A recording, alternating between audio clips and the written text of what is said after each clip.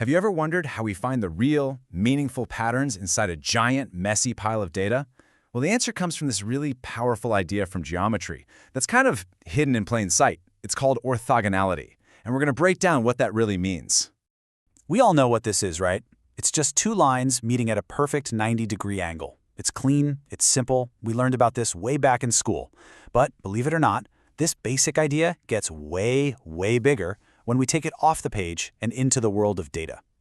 Because what happens when we're not talking about simple lines anymore? What about abstract things, like features in a data set? I mean, what does it even mean for, say, the number of bedrooms in a house to be perpendicular to its distance from downtown? That right there, that's the big question we're going to dive into. So here's how we're going to tackle this. We'll start by pushing past those simple perpendicular lines. Then we'll get into the super simple math that proves it all. After that, we'll level up to what's called orthonormal, the gold standard. Then, the fun part, we'll see how this powers so much of our modern tech. And we'll finish up with the big idea that holds it all together, the incredible power of independence. Okay, first things first, we've got to move past basic geometry. You see, in the world of data and linear algebra, we don't really say perpendicular. We say orthogonality. It's just the grown-up, mathematical version of that same 90-degree idea. But it works for vectors that can have tons of dimensions. And here's the key takeaway, the most important thing to get. When two vectors that represent data are orthogonal, it just means they have zero overlapping information. None.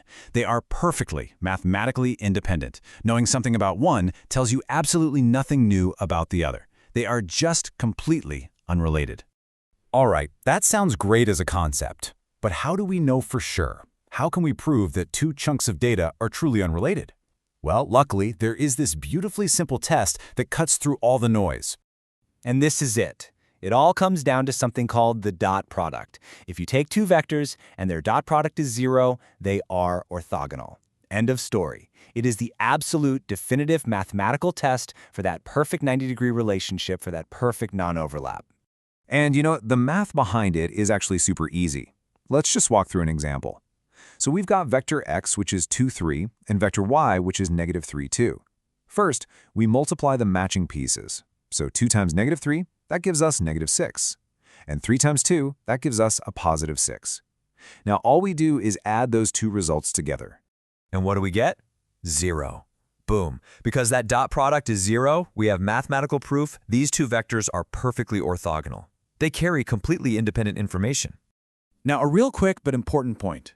You might hear another term floating around, linearly independent. All that means is that the vectors aren't pointing in the exact same or opposite directions, but they can still be kind of slanted towards each other.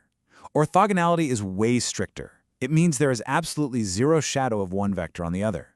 So get this, all orthogonal vectors are linearly independent, but not the other way around. Okay, so we've got a handle on orthogonal. But in data science, we often want to take it one step further. We want to reach what's basically the golden standard for building clean, predictable systems.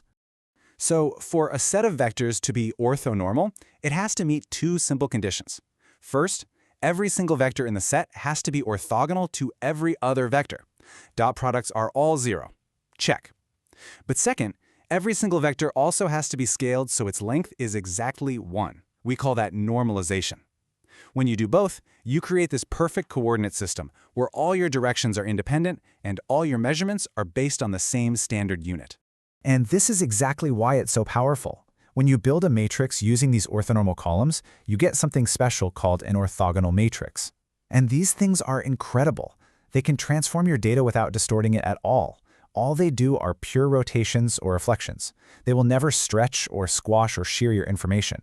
The data's true geometric shape is perfectly preserved. So we've got the theory down, but where does this stuff actually show up? This is the good part. Let's look at how orthogonality is quietly powering the technology you and I use every single day.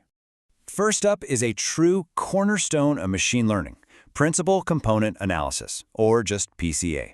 If you've ever had to deal with really complex data, you've probably run into this technique before.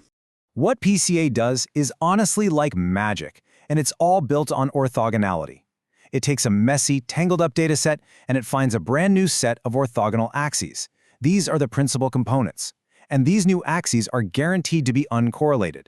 This is so important because it lets an algorithm, say one for facial recognition, focus on the truly independent features, like the distance between someone's eyes, without getting thrown off by redundant stuff like shadows from the lighting.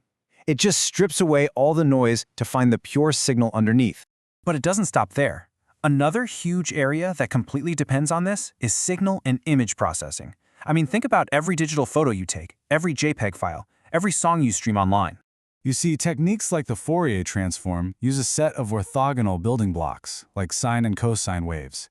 And because these waves are orthogonal to each other, they can perfectly break down a complex signal, like a piece of music, into its pure, independent frequencies. This means you can separate the bass from the treble with zero cross-contamination. It's absolutely essential for everything from hi-fi audio to the compression that lets us send photos and songs across the internet in the first place. All right, let's bring this all home. After going through the geometry, the math, the real-world applications, what's the one big idea you should really walk away with from all this? This table really sums it all up nicely. At the very foundation, we have orthogonal.